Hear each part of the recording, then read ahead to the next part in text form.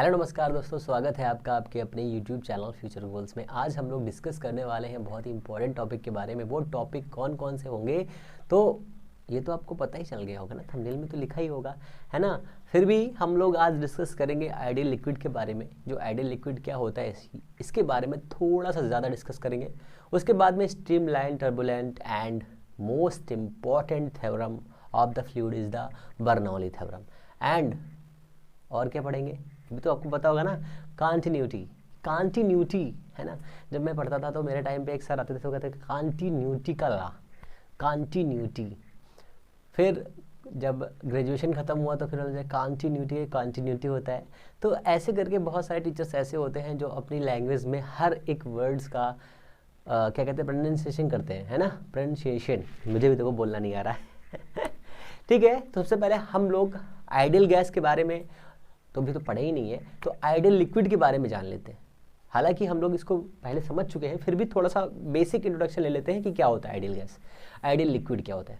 तो ideal liquid ऐसा liquid होता है कि अगर मैं एग्जाम्पल के थ्रू बताता हूँ आपको, अगर हम उसे किसी बॉटल के अंदर भर दें, जो प्लास्टिक की बॉटल है जो दब सकती है शुरुआत में। अगर हमने एक बॉटल ली, उस बॉटल को हमने दबाया, जिसे आपका एक्वाफिना ये सब आता नहीं है बॉटल का, तो ये आपने इसको प्रेस किया तो दब जाती है ना।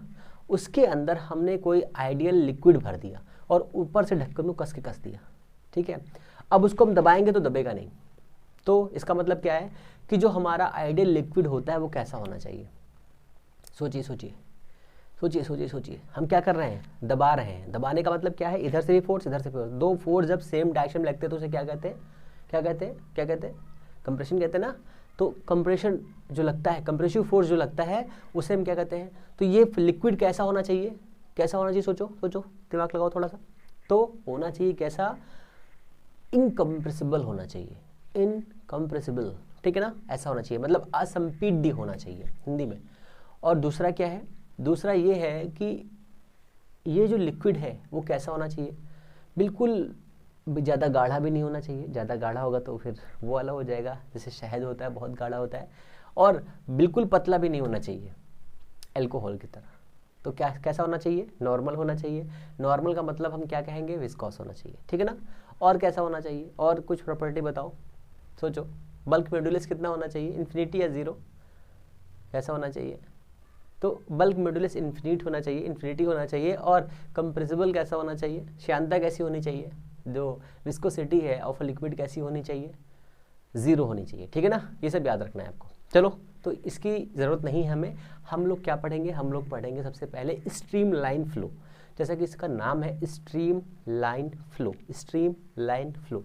तो स्ट्रीम क्या होता है, स्ट्रीम कहते हैं ना कि आप इस स्ट्रीम में जा रहे हैं, आप इस स्ट्रीम में जा रहे हैं, आप उस स्ट्रीम में जा रहे हैं। तो स्ट्रीम क्या होगा, एक लाइन, ठीक है। जैसे कोई इंजीनियरिंग की स्ट्रीम में जा रहा है, कोई डॉक्टर की स्ट्रीम में जा रहा है, कोई वहीं जा रहा है, समझ रहे हो ना, यहाँ पे वहीं पे अपनी आशिकों वाली स्ट्रीम में।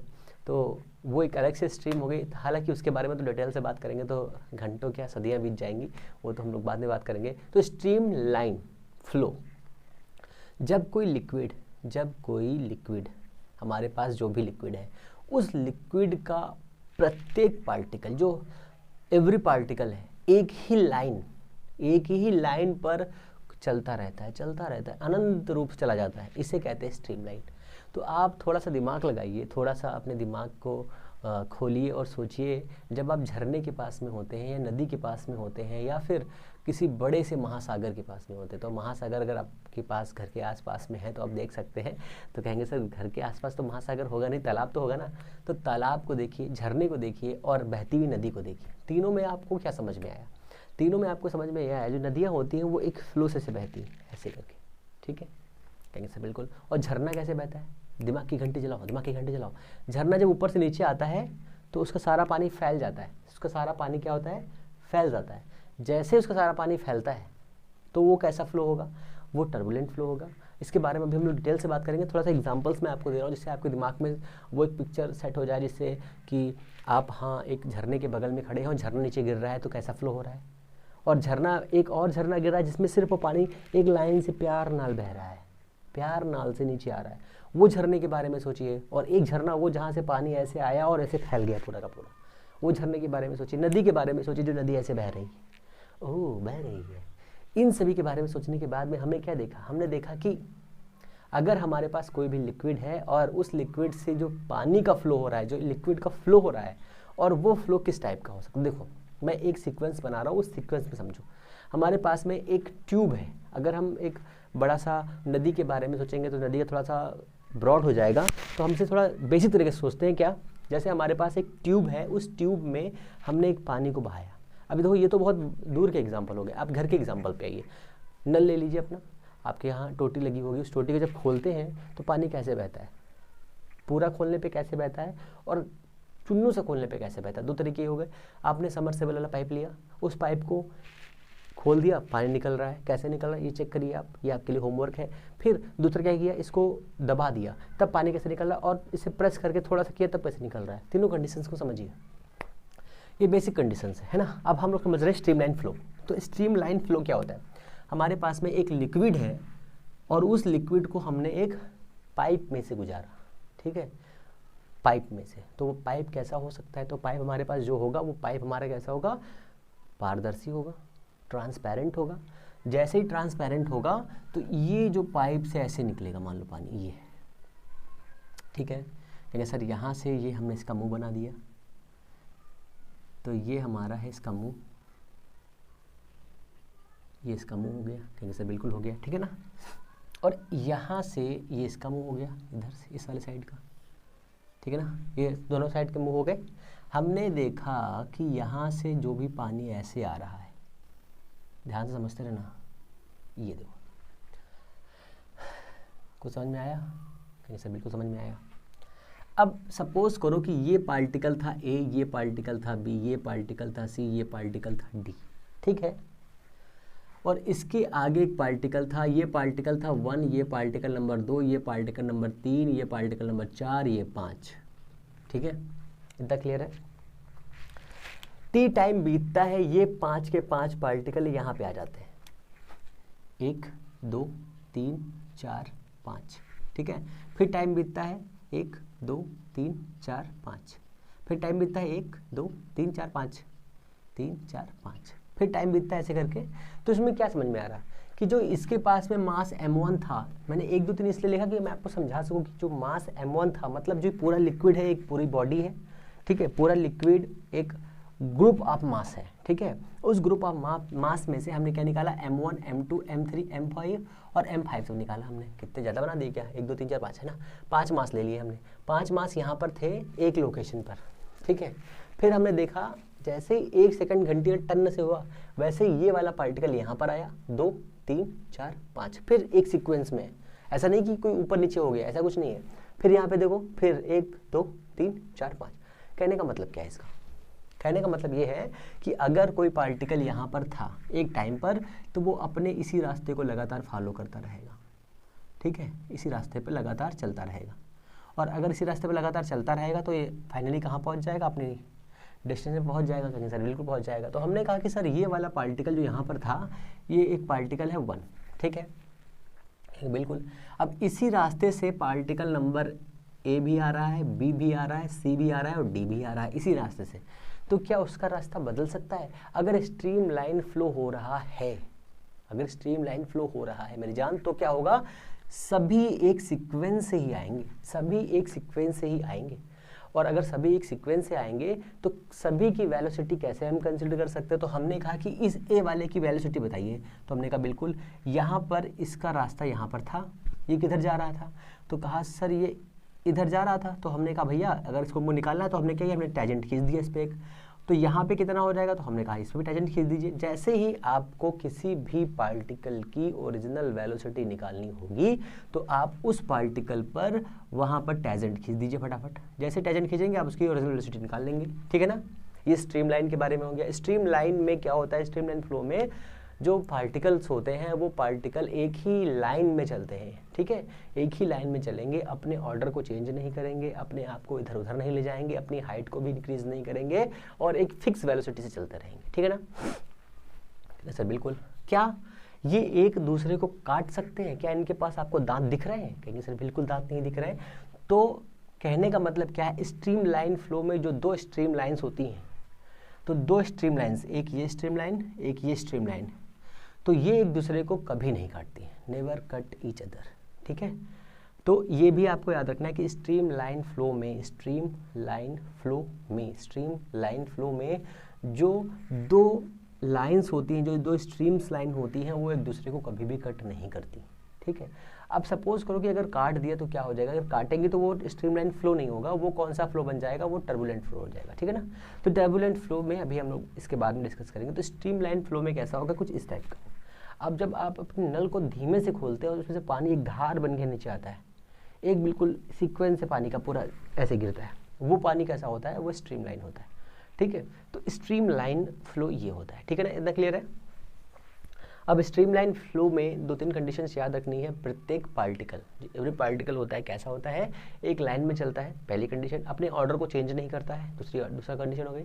तीसरा कंडीशन क्या है, ये जो इसके अंदर घूमता है, जो इसके अंदर आता है, वो रोटेशनली मोशन नहीं करता है, ठीक है। इसके अंदर कोई भी मोशन नहीं होता है, बेसिक मोशन नहीं होता है इसके अंदर, ये भी आपको याद रखना है। और दूसरा क्या है, तीसरी चौथी कंडीशन ये है कि ये एक दूसरे को कट नहीं करती, ये एक दूसरे को कट नहीं करती। कौन सी स्ट्रीम लाइन से एक दूसरे को कट नहीं करती, ये भी आपको याद रखना है। ये कुछ बेसिक्स कंडीशन है जो आपको हर टाइम पे याद रखनी है। हालांकि जब हम लोग करंट पढ़ेंगे तो यहाँ पर ये कंडीशन याद आएगी, इलेक्ट्रिक फील्ड पढ़ेंगे तब भी आपको याद आएगा कि हाँ, इलेक्ट्रिक फील्ड लाइन से एक दूसरे को भी कट नहीं करती, ठीक है ना। तो इतना समझ लेना। अब आ जाइए टर्बुलेंट फ्लो पे। तो टर्बुलेंट फ्लो में क्या होगा, तो टर्बुलेंट फ्लो तो मैंने बताया ना आपको, जब झरना बहता है तो झरना के सारे पार्टिकल बिखरे हुए होते हैं। तो हमने कहा कि भाई यहाँ पे समझाइए, जैसे आपने सबमर्सिबल का पाइप लिया अपने घर पे, जो पाइप घर में लगा रहता है, उस पाइप को लेके आइए और उस पाइप पर ऐसे उंगली लगा दीजिए बीच में, तो सारा पानी फैल जाएगा, ऐसे करके सारा पानी फैल जाएगा। जैसे ही फैलेगा वो पानी का फ्लो कैसा होगा, वो टर्बुलेंट फ्लो होगा। तो ये कैसा फ्लो था, ये स्ट्रीम लाइन था, ये था स्ट्रीम लाइन फ्लो, ठीक है। अब हम लोग क्या पढ़ने वाले, टर्बुलेंट फ्लो, ठीक है ना। इस फ्लो में क्या होता है, कुछ कंडीशंस होती हैं। क्या होती हैं, पहली कंडीशन, मान लो कि ये एक टर्बुलेंट फ्लो हो रहा है ऐसे करके, ठीक है। यहाँ पर एक पार्टिकल था, यहाँ पे एक पार्टिकल था, यहाँ पे था, यहाँ पे था, यहाँ पे था, 1 2 3 4 5। अब हमने देखा टी टाइम बीतने के बाद में ये पार्टिकल 1 यहाँ पर है, 3 यहाँ पर है, 5 यहाँ पर है, 2 यहाँ पहुँच गया, और 1 2 3 4 यहाँ पहुँच गया। कहेंगे सर ये कैसे हो गया, तो समझो ये वाला पार्टिकल जो 2 नंबर का पार्टिकल था वो यहाँ कैसे पहुँचा होगा, तो इसने जंप मार दी होगी यहाँ से यहाँ तक। इसने यहाँ पर था ना इसकी कंडीशन, तो यहाँ से जंप मारी, जैसे ही इसने जंप मारी तो ये यहाँ पहुँच गया, और ए उस टाइम पे यहाँ पे था। सोचो था कि नहीं था। तो पानी का लिक्विड जो था, जो मतलब पानी का लिक्विड था, वो कैसा हो गया, वो फैल गया। जैसे ही फैलेगा, जैसे ही ये फैल जाएगा, वैसे ही क्या होगा, इसमें एक कंडीशन ऐसी बनेगी कि पानी का फ्लो स्ट्रीम लाइन ना रह करके कुछ ऐसा हो जाएगा, फव्वारेदार हो जाएगा।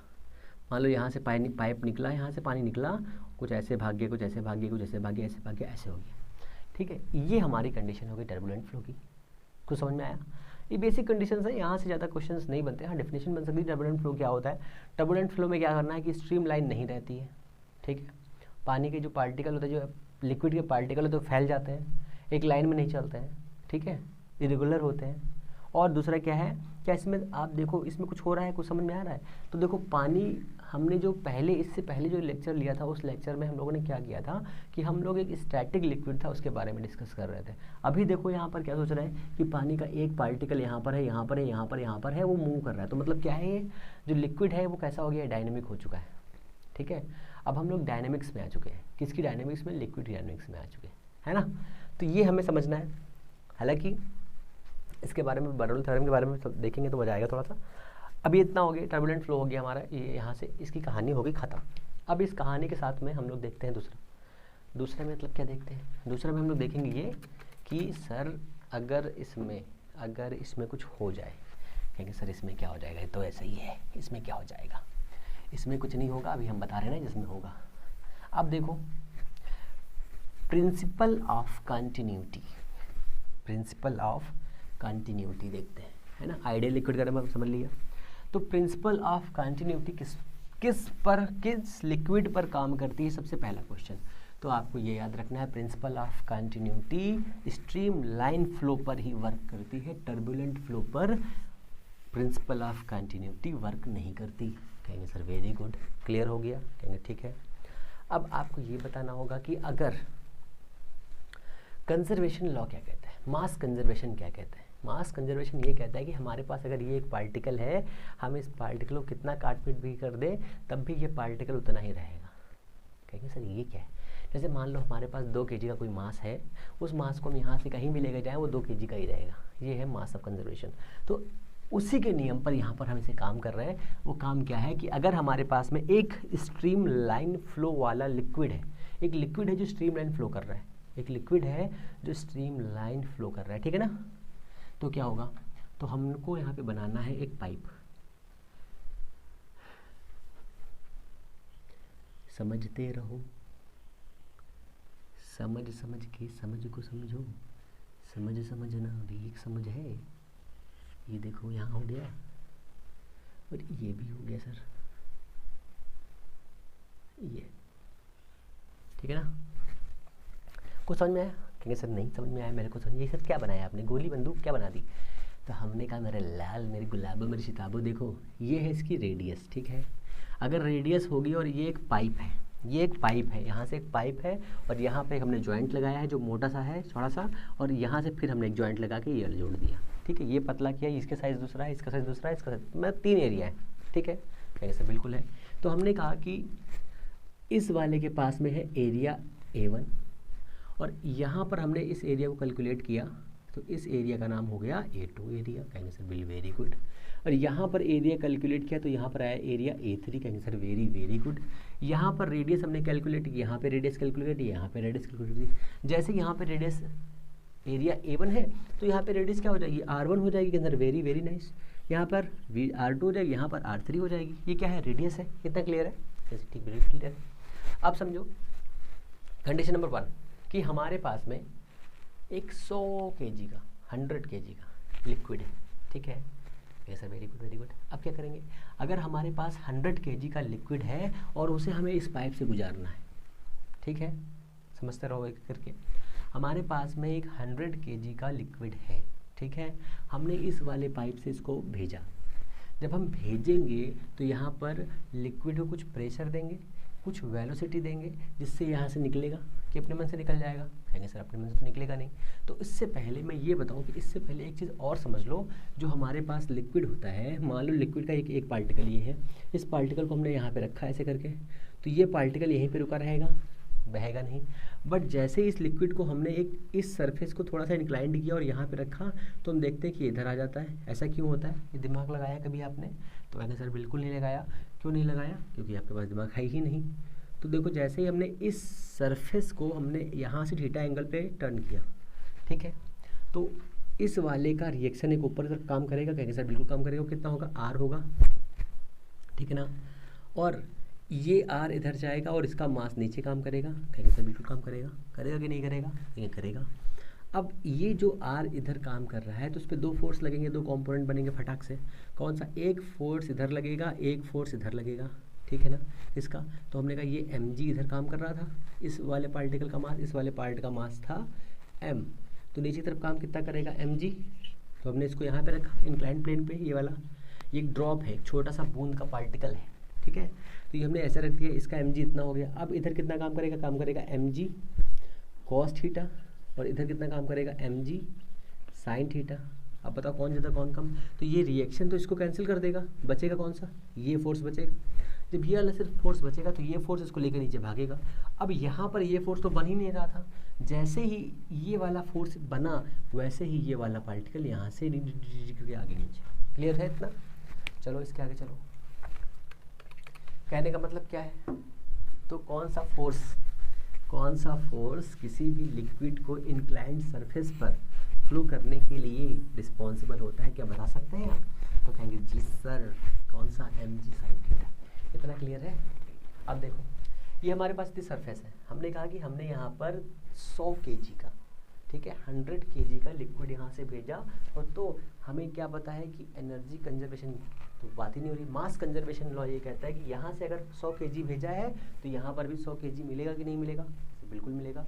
और वैसे भी आप देख लीजिए, अगर हम सारे फ्रिक्शनल फोर्स को निगलेक्ट कर दें और एक पाइप से, ठीक है, एक पाइप से, या सिंपल समझो, ये हमारे पास एक ग्लास है, ठीक है, इस ग्लास में हमने 200 ग्राम पानी भरा, 250 ग्राम, आधा 100 किलो बहुत है ना। हमने 200 ग्राम इसे पानी भरा और इस 200 ग्राम को बाल्टी में डाल दिया, तो क्या पानी कम हो जाएगा? तो कुछ लोग बहुत समझदार होंगे कि सर इसकी सरफेस से कुछ पानी लग जाएगा, कुछ इसकी पेंदी में रह जाएगा। तो मेरे लाल, मैंने पहले ही कहा कि सही से डालना है, ठीक है। तो यहाँ से हमने M1 पानी डाला और यहाँ से M2 पानी निकला, बात समझो। यहाँ से हमने M पानी डाला, यहाँ से M पानी बाहर निकला, ठीक है। यहाँ से हमने M पानी डाला और यहाँ से M ही पानी बाहर निकलेगा, ठीक है। निकलेगा कि नहीं निकलेगा? कहीं से बिल्कुल निकलेगा। तो हमने कहा कि ठीक है, हमने मान लिया कि यहाँ पर अलग अलग जगह पर अलग अलग निकलेगा। तो हमने कहा इस वाली जगह पर M1 निकलेगा, इस वाली जगह पर M2 निकलेगा और इसके आगे M3 निकलेगा। सभी का मास है कितना? M1, M2, M3। यहाँ पर जो निकलेगा, माना हमने M1 है, यहाँ से निकलेगा M2, यहाँ से निकलेगा M3, पर सारी वैल्यू कितनी होगी? सेम। ये ठीक है ना? इतना क्लियर है। हमने 3 जगह पर 3 पॉइंट ले लिए, जिससे आपको समझने में ये आसानी रहे कि एक्चुअल में जो हमने पॉइंट्स लिए हैं वो पॉइंट्स हमें ये रिप्रेजेंट करें कि एक्चुअल में इसकी वैल्यू है कितनी, ठीक है ना। तो हमने मान लिया कि सर इतना है, बिल्कुल मान लिया। तो हमने कहा कि अब यहाँ पर आपको थोड़ा सा दिमाग ये लगाना है कि 1 सेकंड में यहाँ से कितना पानी जा रहा होगा। सोचिए 1 सेकंड में यहाँ से M1 पानी गया, तो यहाँ से भी 1 सेकंड में M1 पानी जाएगा, यहाँ से भी M1 पानी जाएगा, जाएगा कि नहीं जाएगा? बिल्कुल जाएगा। अब सोचिए कि इस वाली जगह से, जो छोटी सी पतली सी जगह है, यहाँ से 1 सेकंड में कितना पानी जा सकता है? 1 सेकंड में हमने माना कि यहाँ से M1 पानी जा रहा है, तो हमने कहा ठीक है।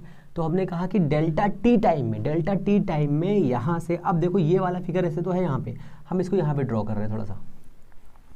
यहाँ पे ड्रॉ करने का मतलब क्या है कि ये हमने ड्रॉ किया ऐसे करके। सपोज करो ये पाइप एक हमने बनाई, ये इसका ये एरिया है, यहाँ से पानी गया, तो हमने कहा कि भाई इस वाले लेयर तक हमने इसको कहा छोटा सा लेयर, इस वाले चुन्नू से लेयर को, इस वाली चुन्नू से लेयर को हमने कहा कि भैया इस DX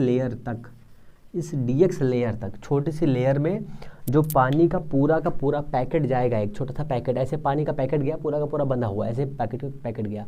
अब ये पैकेट कैसा? सिलेंडर टाइप का है। तो हमने कहा बिल्कुल सिलेंडर टाइप का पैकेट यहाँ से निकला, तो हमने कहा DX लेंथ में गया और टाइम कितना लगा? DT टाइम लगा, ठीक है। डेल्टा भी ले सकते हो, ऐसी कोई दिक्कत की बात नहीं है। तो हमने कहा DT टाइम में इतना लिक्विड यहाँ से फ्लो हो रहा है, ठीक है सर, बिल्कुल हो रहा है। तो हमने कहा कि इस वाले मास का वॉल्यूम कितना होगा, जो यहाँ से लिक्विड पास होगा उसका वॉल्यूम कितना होगा। तो हमें पता है कि यहाँ से जब हम मास निकालेंगे तो हमको पता है कि M इज इक्वल टू होता है, मास इज इक्वल टू, ठीक है, वॉल्यूम मल्टीप्लाइड डेंसिटी। तो वॉल्यूम हो गया और डेंसिटी हो गई। तो हमने यहाँ पे लिखा V एंड डेंसिटीज की हो गई। डेंसिटी का मतलब क्या है? यहाँ पर जो यहाँ से निकलेगा, यहाँ से निकलेगा, यहाँ से निकलेगा, सभी की डेंसिटी तो सेम हो गई।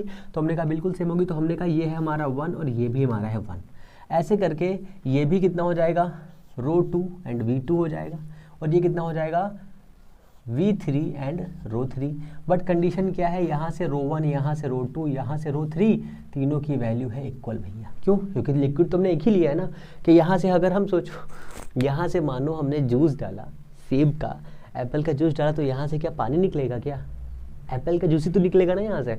तो सभी की डेंसिटी सेम है, तो रो उड़ जाएगा। तो हमने कहा बिल्कुल उड़ जाएगा। तो हमने क्या कहा है कि पर सेकंड में, 1 सेकंड में DX डिस्प्लेस होता है, 1 सेकंड में DX डिस्प्लेस हो रहा है, तो DT टाइम में DX डिस्प्लेस होगा। हमने कहा कि 1 सेकंड में छोटा सा पार्ट डिस्प्लेस हो रहा है, तो हमने कहा DT टाइम में DX डिस्प्लेस होगा। कहेंगे सर बिल्कुल हो जाएगा। तो DX कितना है? ये छोटा सा, और ये पूरी लेंथ कितनी है? हमने कहा पूरी लेंथ L ले लो, इसकी पूरी लेंथ L ले ली, या इस इतने पार्टिकल की लेंथ हमने L ले ली, और छोटे छोटे भागों में निकल रहा है, छोटे छोटे भागों में ऐसे करके छोटे भागों में निकल रहा है। तो यहाँ पर जो वॉल्यूम आएगा वो कितना हो जाएगा? अब सोचो फिर से एक बार कि जो यहाँ से पाइप दिख रहा है, पाइप का साइज़ कैसा है? सिलिंड्रिकल है कि नहीं है? यहाँ पे छोटा सिलेंडर, यहाँ पे बड़ा सिलेंडर, यहाँ पे दूसरा सिलेंडर। तो सिलेंडर है तो इसका वॉल्यूम हो जाएगा। वॉल्यूम क्या होता है? एरिया, ठीक है, एरिया हो गया। एरिया कितना है? यहाँ पर A1 है, मल्टीप्लाइड सॉरी शक्तिमान, मल्टीप्लाई कितना है? DX लेंथ तक जा रहा है, पर यूनिट टाइम पर तो पर यूनिट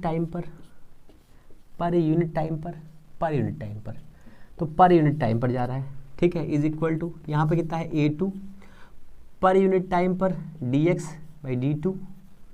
ये 1 मान लो, ये 2 मान लो, ये 1 मान लो, ये 1 मान लो, ये 1 ये 2 मान लो, ये हो जाएगा A3 DX3 बाई DT 3।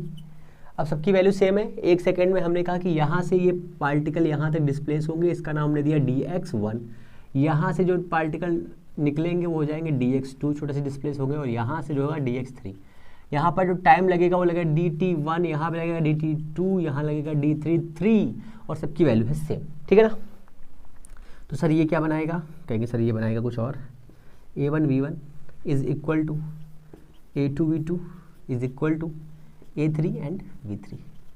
अब कहेंगे सर ये है क्या एक्चुअल में, तो आप थोड़ा सा दिमाग लगाओ। पर यूनिट टाइम पर जितना मास, ठीक है। अब इस मास को हम लोग ये मास ना कह करके हम कहेंगे पर यूनिट टाइम पर जितने वॉल्यूम का, ठीक है, जितने वॉल्यूम का लिक्विड जाता है, ठीक है, लिक्विड फ्लो करता है, ठीक है। लिक्विड फ्लो क्या कह सकते हैं, डिस्चार्ज कह सकते हैं, है ना, फ्लो ऑफ कर सकते हैं, ठीक है।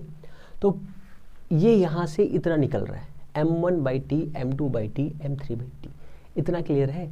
यहाँ से जब निकलेगा तो ये हमारा फॉर्मूला आ जाएगा a1 v1, a2 v2, a3 v3। अब थोड़ा दिमाग और लगाओ। दिमाग क्या लगाना है यहाँ पर, ये हमारा एक फार्मूला हो गया, बट ये अभी फार्मूला हमको अच्छा नहीं लग रहा, तो हमने कहा सर यहाँ पे आपने रेडियस ली थी तो हमने रेडियस में कन्वर्ट कर दी, तो ये हो जाएगा कितना r1, यहाँ हो जाएगा पाई r1 स्क्वायर, तो ये हो जाएगा v1 is equal to pi r2 square v2 pi r3 square v3। ये हो गया एक formula, pi pi and pi, 4 पाई हो गए। अब ये 4 पे उड़ गए। अब एक थोड़ा सा और दिमाग लगाओ, एक क्लियर छाप लिया, तो ये हो गई मेरी प्रवाह की दर, ठीक है, रेट ऑफ फ्लो। तो रेट ऑफ फ्लो कितना हो गया, a1 v1 कितना है, कहिए सर अभी तो हमें पता नहीं चला। सभी जगह पर इक्वल आ रहा है कि नहीं आ रहा है, हम बिल्कुल आ रहा है, कितना a1 v1, a2 v2, a3 v3। कुछ लोग कह सकते हैं सर यहाँ पर डेंसिटी आपने चेंज ली थी और उसका क्या हुआ, तो डेंसिटी तो कैंसिल हो गई हर जगह पर, ठीक है ना। कैसे कैंसिल हुई, क्योंकि सभी की वैल्यू तो सेम थी, तो सब जगह पर से वो हट गया, कौन, डेंसिटी, ठीक है ना। इसको समझो जरा, इतना हो गया।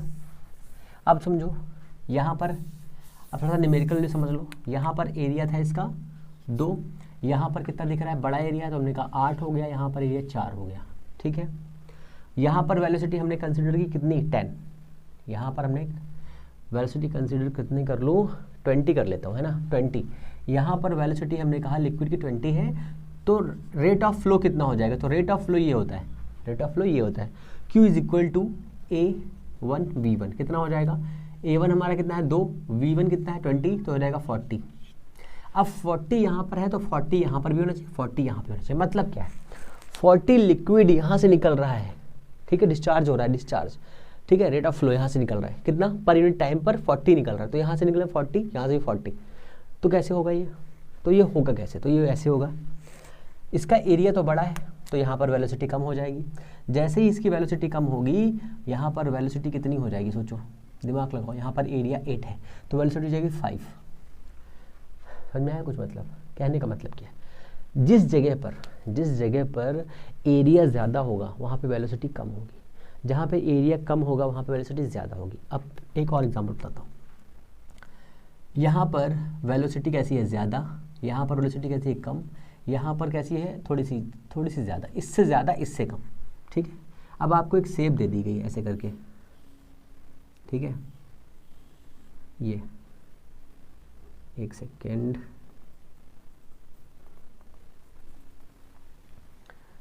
ये यहाँ से आया, ये इतना, ठीक है, ये यहाँ पर दे दिया, ऐसा दे दिया, पूछेंगे रेट ऑफ फ्लो या वेलोसिटी बताइए। यहाँ पे वेलोसिटी v1 है, यहाँ पर v2 है, यहाँ पर v3 है, तो सिंपल तरीका है कि v1 सबसे कम होगा, v2 उससे ज़्यादा होगा और v3 सबसे ज़्यादा होगा, ठीक है, इस टाइप से। क्यों, क्योंकि यहाँ पर एरिया कितना है, a1 ज़्यादा है a2 से और a2 ज़्यादा है a3 से, ये कंडीशन आपको याद रखनी है, ठीक है, क्योंकि फ्लो कैसा रहेगा, सेम रहेगा सभी जगह पर, ये, ठीक है। अब रेट ऑफ फ्लो जो डी क्यू निकाला है हमने, Q इज इक्वल टू क्या हो जाएगा, a dx/dt, ठीक है, इतना हो जाएगा कि नहीं हो जाएगा, कहेंगे सर हो जाएगा।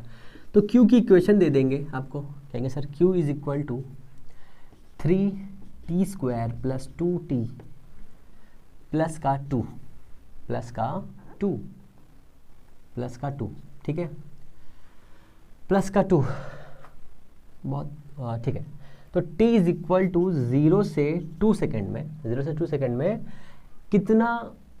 कितना डिस्प्लेस होगा अगर इस सरफेस का एरिया कितना है 1 मीटर स्क्वायर, ठीक है, 1 मीटर स्क्वायर एरिया है, कितना डिस्प्लेस होगा। तो सिंपल तरीका है क्या, ये वाली इक्वेशन यहाँ रखेंगे तो कितना हो जाएगा 3t स्क्वायर प्लस का 2t प्लस का 2, यहाँ आएगा dt, इंटीग्रेशन 0 से 2 जाएगा, इज इक्वल टू कितना हो जाएगा 1 दिया है और dx दिया है, इंटीग्रेशन हो जाएगा इतना, यहाँ से तो x आ जाएगा, डिस्प्लेसमेंट आ जाएगा, कितना वाटर डिस्प्लेस होगा कितने टाइम पर, तो ये कितना हो जाएगा 3t क्यूब बाई 3 प्लस का 2t स्क्वायर बाई 2 प्लस का 2t, यहाँ पे लिमिट रख दो 0 से 2।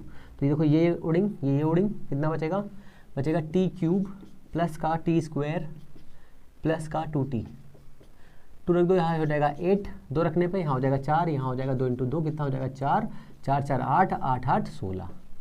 तो डिस्प्लेसमेंट कितना हो जाएगा x डिस्प्लेसमेंट 16 डिस्प्लेस होगा। 16 मतलब क्या, 16 मतलब क्या मीटर में, ठीक है ना, 16 मीटर। इस टाइप के सिंपल क्वेश्चन आपसे एग्जाम में पूछे जा सकते हैं, तो आप कर सकते हो, ठीक है ना। यहाँ पे क्वेश्चन ये याद रखना है कि जहाँ पर एरिया ज़्यादा होगा वहाँ पे वेलोसिटी क्या होगी, कम होगी, ठीक है ना, समझ में आया। चलो आगे चलते हैं। आगे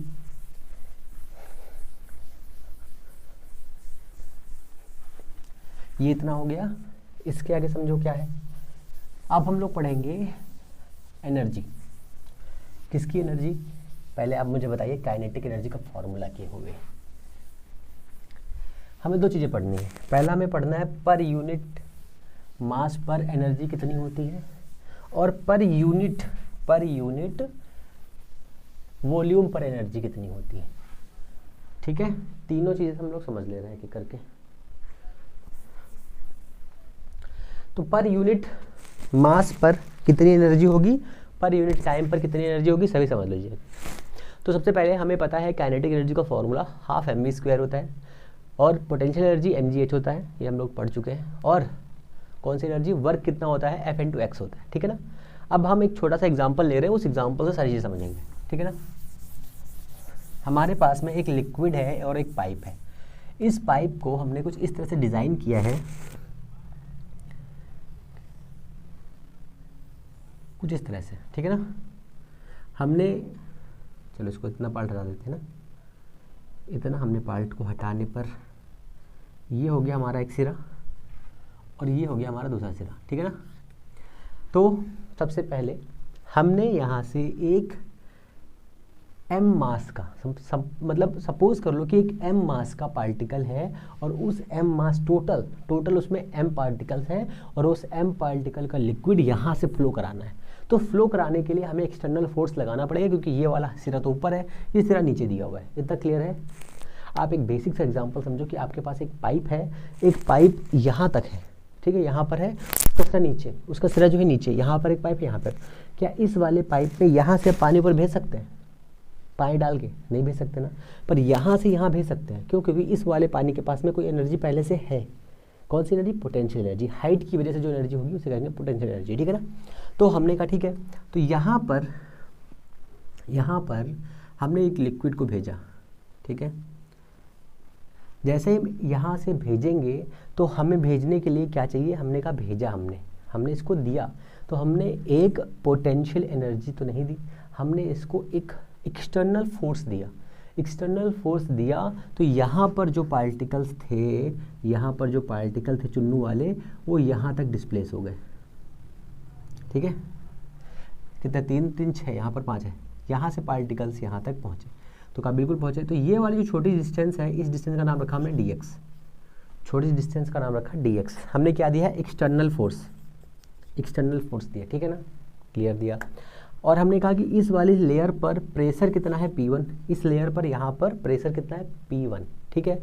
प्रेशर का फॉर्मूला आपको पता है, pressure is equal to F/A, ठीक है ना। तो हमने एक्सटर्नल फोर्स दिया, जिसकी वजह से यहाँ पर जो लिक्विड था वो यहाँ से यहाँ डिस्प्लेस हो गया, कहने से बिल्कुल हो गया। तो हमें चेक करना है कि हमने कितना एक्सटर्नल फोर्स दिया है, और वो तो हमें कैलकुलेट है, पर कितना डिस्प्लेसमेंट हुआ, उसकी वजह से कितना वर्क हुआ। तो हमने कहा बिल्कुल चेक कर ले रहे हैं, हमने निकाली वर्क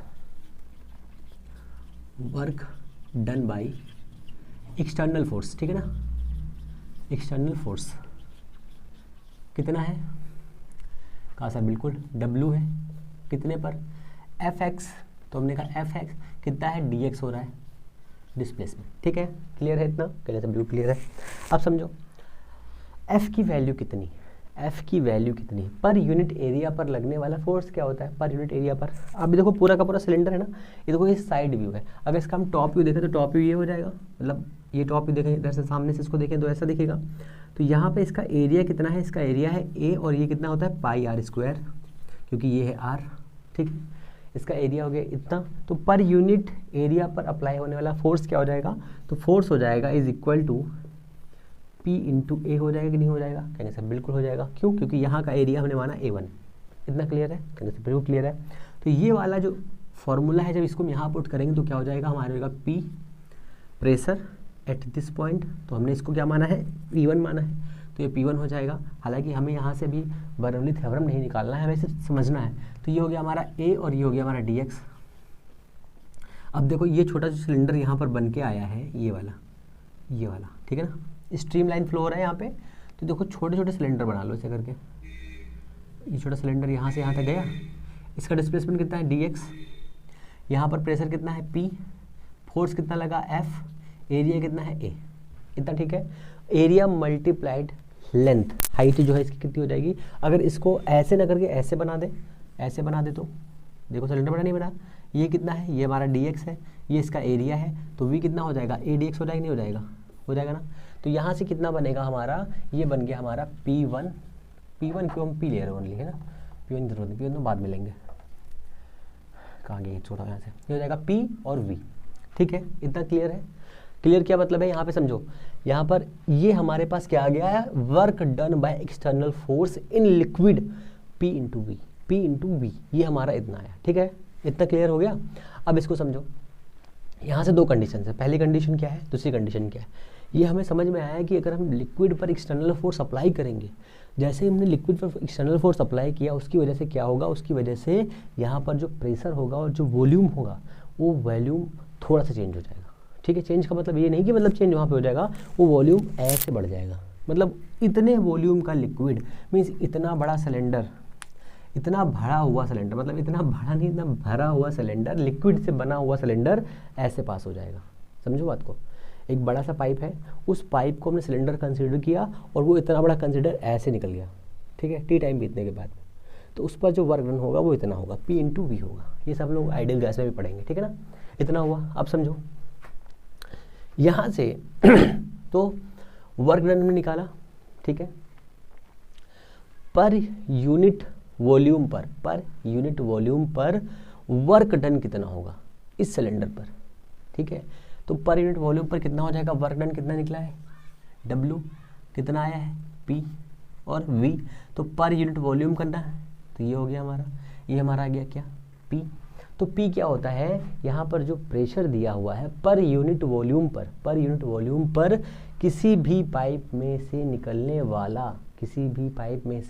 वाला इजेक्ट होने वाला लिक्विड का प्रेशर है इतना, ठीक है, लिक्विड का प्रेशर इतना होगा per unit mass per unit volume पर, ठीक है। अगर पर यूनिट वॉल्यूम छोड़ दें, हम कहेगा मास बताइए, तो पर यूनिट मास पर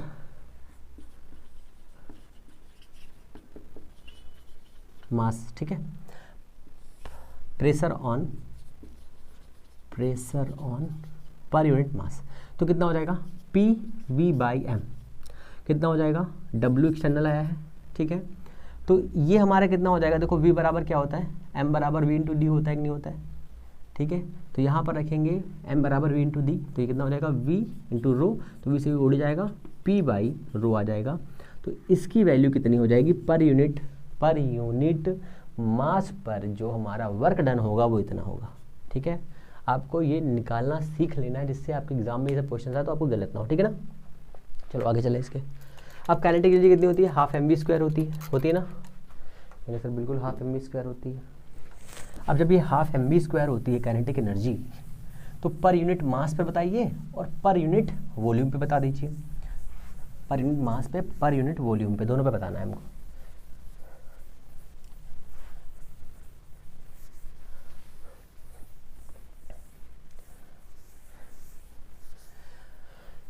एक तो क्लियर हो गया ना ये।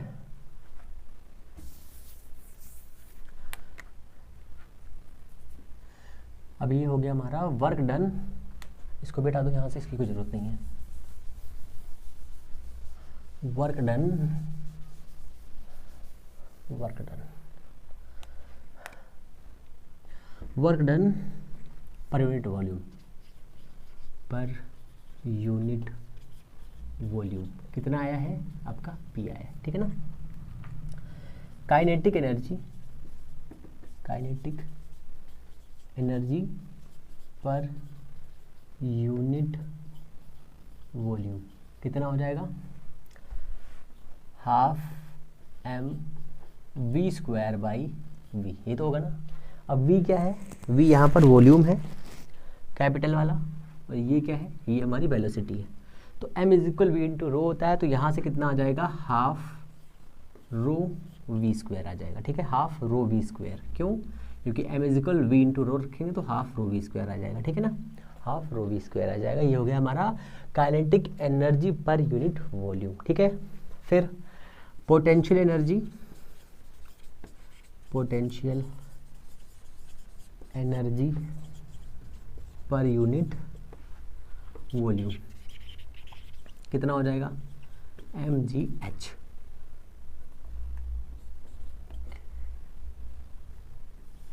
ठीक है, कितना हो जाएगा बाई v, कितना आ जाएगा, ρgh, ठीक है। अब दोनों के पर यूनिट मास पे भी निकाल लो, तो पर यूनिट मास पे निकालोगे तो कितना हो जाएगा, हाफ v² हो जाएगा, ये हमारा ρg बचेगा। ρg क्या, हाँ यहाँ पे जी लिखा हुआ है, वहाँ पे रो लिख रहा हूँ, mρh, ठीक है।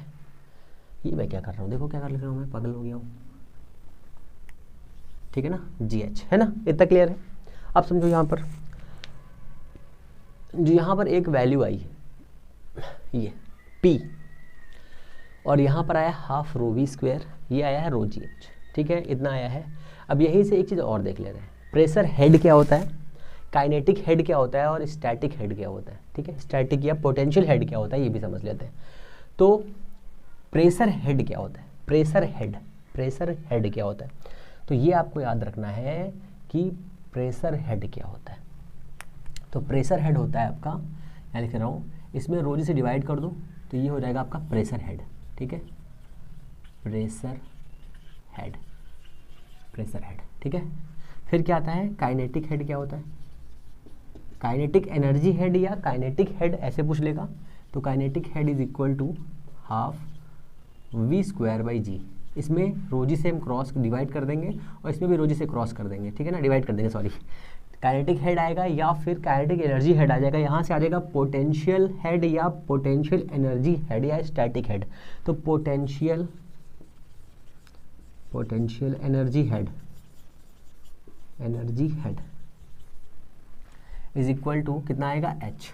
अब एक बहुत ही इंपॉर्टेंट चीज़ क्या है इसमें, कि जो पोटेंशियल एनर्जी हेड है और जो काइनेटिक हेड है और जो प्रेशर हेड है, इन तीनों की डायमेंशन सेम होती है, तीनों की तीनों के कह सकते हैं, इनको ऐसे लिख सकते हैं कि हाँ, तीनों की डायमेंशन सेम होती है। इसकी डायमेंशन l तो हो ही जाएगी, तो सिंपल सी बात है, और इसकी भी डायमेंशन l हो जाएगी, और इसकी भी l हो जाएगी, इसकी भी l हो जाएगी। कैसे हो जाएगी, देखो ये तो कांस्टेंट है, इसको हटाओ यहाँ से, कांस्टेंट है ना। प्रेशर हेड पे आ जाओ, पहले इसको साफ कर रहे हैं।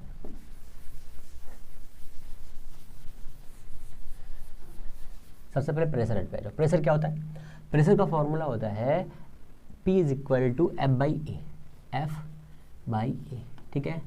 रो क्या होता है, डेंसिटी हमारा, और जी क्या होता है, तो हो गया रो एंड जी। F का होता है mLT-2, ये हुआ, ठीक है। A हो जाएगा L2, जैसे बिल्कुल हो गया।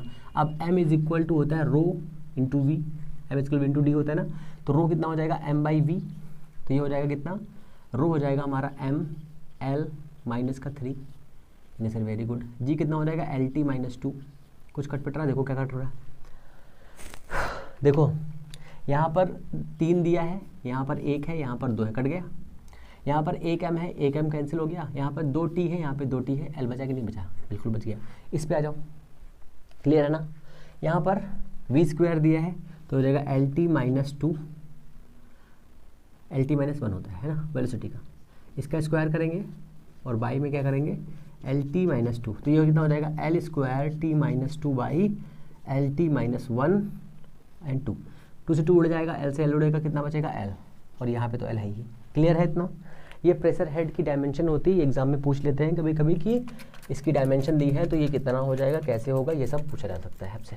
ओके, अब समझो इसके आगे, इसके आगे क्या समझना है। अब आते सीधे बर्नौली थ्योरम पे। बर्नौली थ्योरम क्या प्रूफ करता है? तो बर्नौली थ्योरम में ये बताता है कि हमारे पास में जो कोई भी पार्टिकल्स होते हैं और जब वो किसी भी पाइप से या किसी भी जगह से कहीं से भी फ्लो होते हैं, ऊपर से नीचे से, झरने से या कहीं से भी, तो उसके पास में एक एनर्जी होती है, वो एनर्जी हमेशा कंजर्व रहती है। बस ये बताया कि सभी पॉइंट्स पर एनर्जी का फ्लो जो होता है, एनर्जी जो होती है वो कंजर्व रहती है। बस कहने का मतलब क्या है, ऊर्जा संरक्षण के नियम पर काम करता है। कौन? बर्नौली का थ्योरम। ठीक है, यही समझना है। तो डेफिनेशन क्या है? Pressure head, kinetic head, static head, तीनों का सम कांस्टेंट होता है किसी भी पॉइंट पर, ये बताना है हमको। ठीक है ना? तो पाइप बना रहा हूँ मैं, ये पाइप समझ जाओगे, बस काम हो गया। तो हमारे पास में कुछ इस टाइप का पाइप है,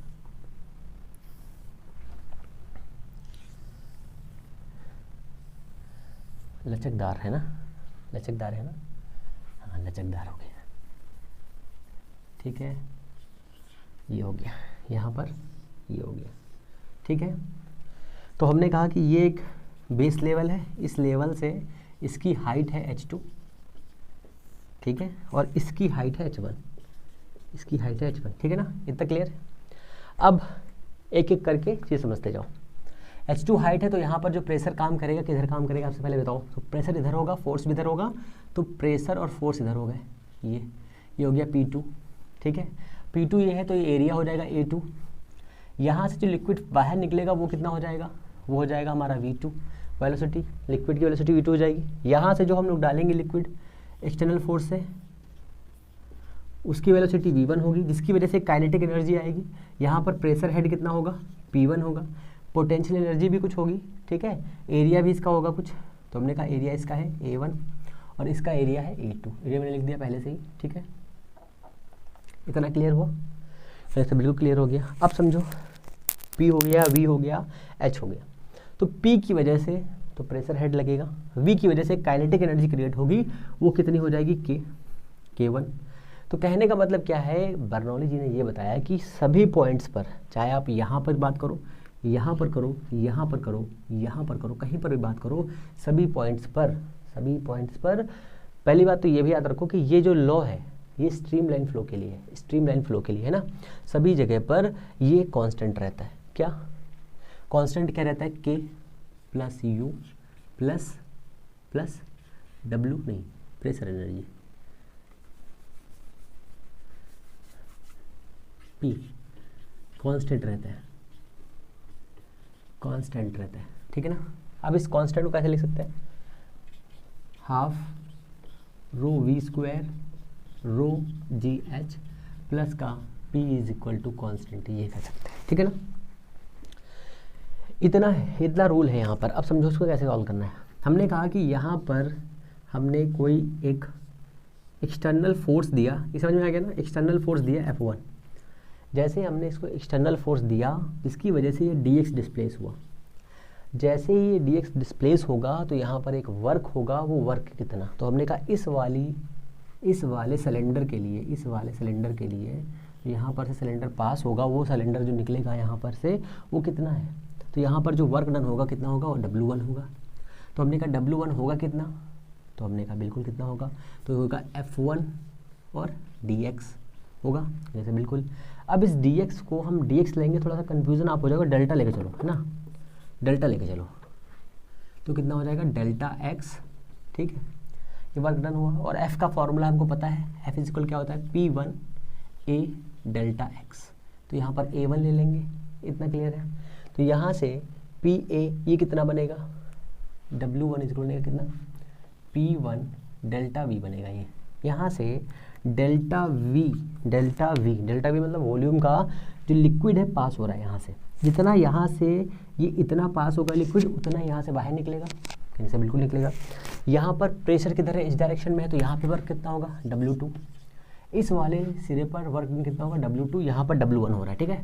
W2 किधर कितना बनेगा, तो कहेंगे सर माइनस का बनेगा F1, तो F2 हो जाएगा डेल्टा एक्स, इधर भी हो जाएगा क्योंकि यहाँ से डेल्टा एक्स डिस्प्लेस होगा लिक्विड वाला, ठीक है। यहाँ से देखो, यहाँ पर हमने एक्सटर्नल फोर्स लगाया तो डेल्टा एक्स, यहाँ के जो लिक्विड पार्टिकल थे डेल्टा एक्स डिस्प्लेस हुए, कैसे बिल्कुल डिस्प्लेस हुए।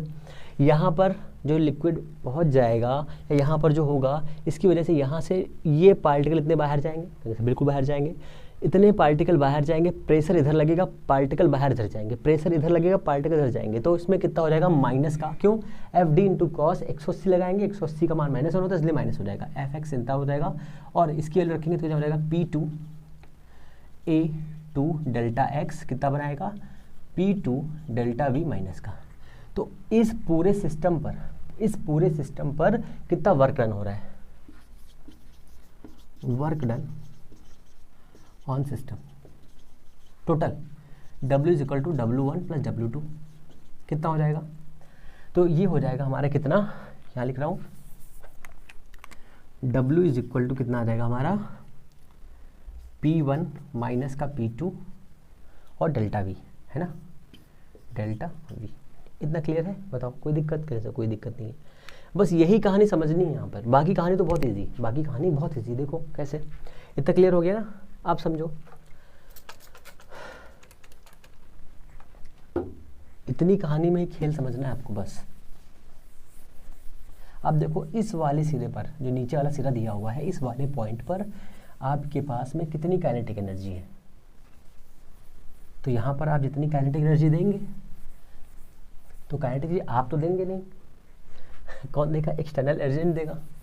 जैसे इसने एक्सटर्नल एजेंट ने काइनेटिक एनर्जी दी, तो यहाँ पर जो काइनेटिक बनेगी वो कितनी बनेगी, K is equal to half बनेगी, पहली बात तो ये, फिर क्या बनेगी mv² बनेगी, कहेंगे बिल्कुल बनेगी, हाफ mv²। अभी हम पर यूनिट की बात नहीं कर रहे, पर यूनिट की बात हम नहीं कर रहे, ठीक है ना, mv² दे दी। यहाँ पर वेलोसिटी कितनी है, हमने कहा v1, ये वाला सिलेंडर v1 वेलोसिटी से खिसक रहा है, तो यहाँ से v2 बाहर से निकलेगा, तो ये हो गया हमारा v1, ठीक है बिल्कुल।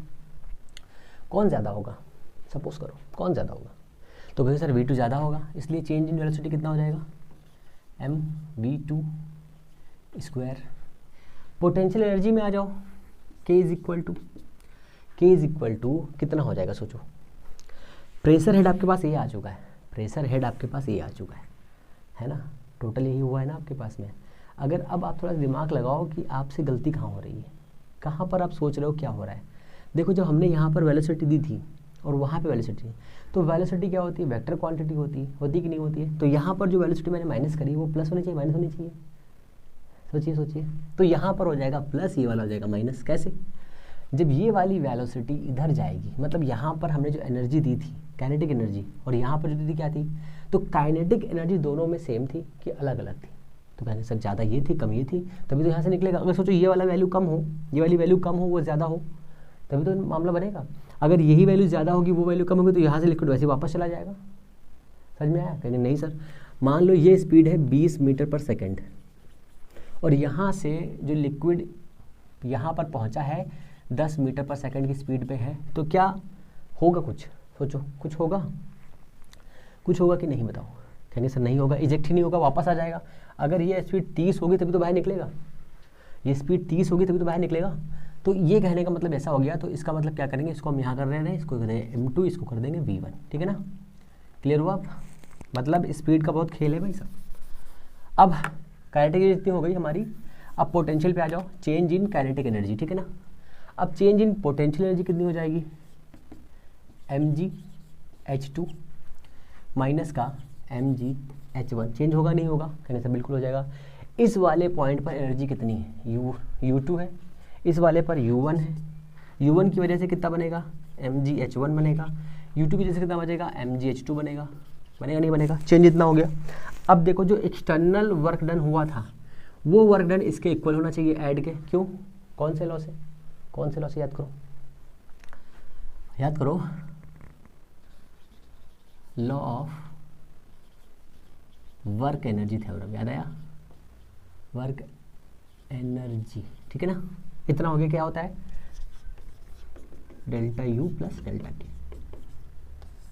बताओ कोई दिक्कत, कहीं से कोई दिक्कत नहीं। यू प्लस के, जब कोई भी पार्टिकल, जब किसी भी पार्टिकल पर एक्सटर्नल फोर्स के द्वारा फोर्स अप्लाई, मतलब एक्सटर्नल फोर्स के द्वारा वर्क होता है, तो वो वर्क उस पार्टिकल के पास में स्टोर होता है।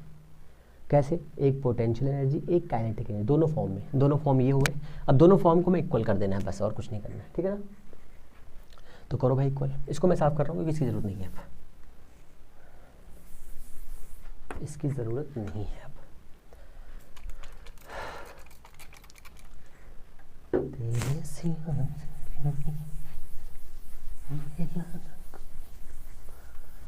ठीक है इतना, अब बस ख़त्म हो गया, इसमें कुछ बचा नहीं है। एप्लीकेशन हम लोग बाद में पढ़ेंगे दूसरे वीडियोस में।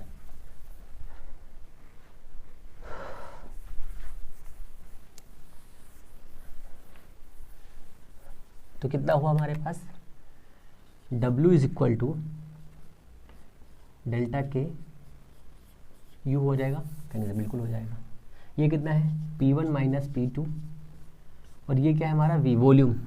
डेल्टा ले लो, ओनली V ले लो। V इज इक्वल टू कितना है, के कितना है, हाफ, यहाँ माइनस था, ठीक है, हाफ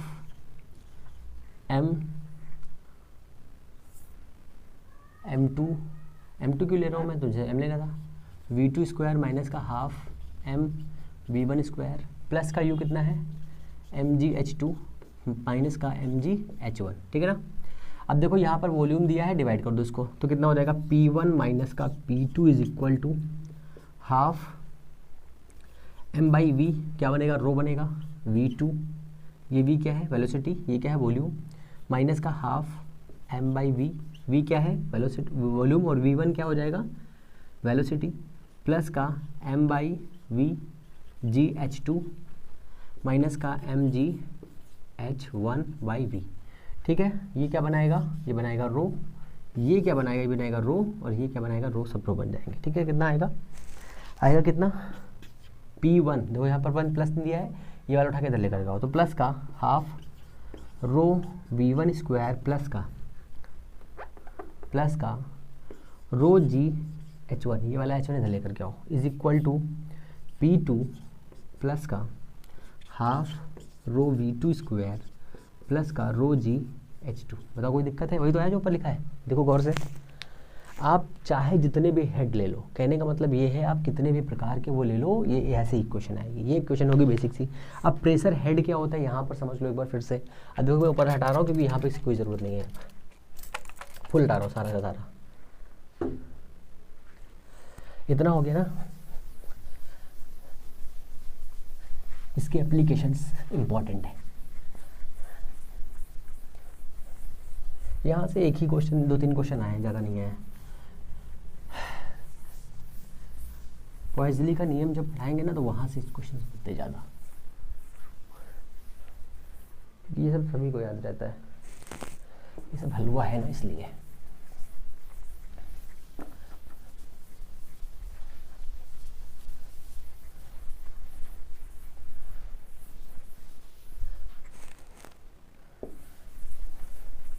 ठीक है, आप समझो।